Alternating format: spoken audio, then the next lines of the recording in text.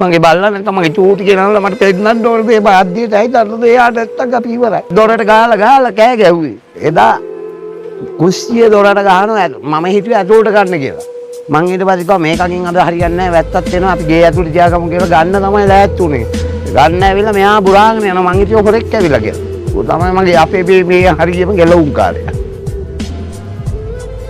මේ ඔබ දකින්නේ බදුල්ල දිස්ත්‍රික්කයේ ඌව පරණගම මස්පන්න නගරය. පසුගිය 27 වෙනිදා සිදු වූ නායෑමෙන් මේ නගරය පස්වලින් වැසී ගියා.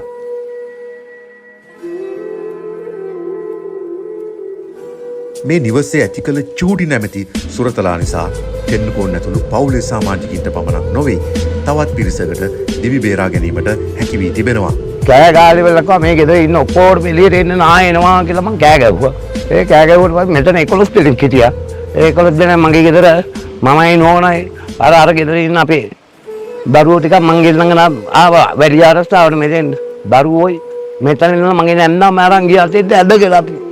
ඉතින් ඔය බල්ලා කතා කරන්නේ නැත්තම් එළියට එන්නේ නැහැ නේ අපි කාලා බුදිය ගන්නවනේ. ජීවිත බේරා ගැනීමට හැකි වුණත් විශාල දේපල හානියක් මේ නගරයට සිදු වී තිබෙනවා.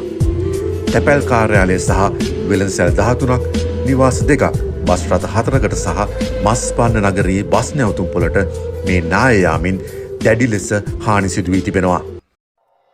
අපි බොහොම අමාරුවෙන් මේ සුළුවෙන් ගොඩනගන ආපු දියුණු කරගත්තේ තවම අපට අද නැති උලා ඒකයි අපිට දුක බස් පාන්න කිව්වම ලංකාව පුරාම යන්න බස් තියෙනවා මෙතනලා.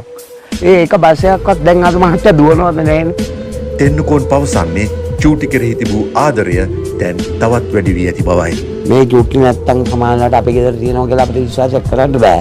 එයා අපට සංඥාව දුන්නා. අපි ජීවිත බේරගත්තා. ඒක තමයි අපිට කියන්න තියෙන්නේ. මෙයා තමයි වැදගත් මගේ ජීවිත කාලෙදි තිබ්බා දරුවෙක් වගේ. මේ ඉන්න අපේ ලෝකේ වාත්‍යාවය මම මේක හරියට ආදරේ මාත් බය දරුවෝට වැඩි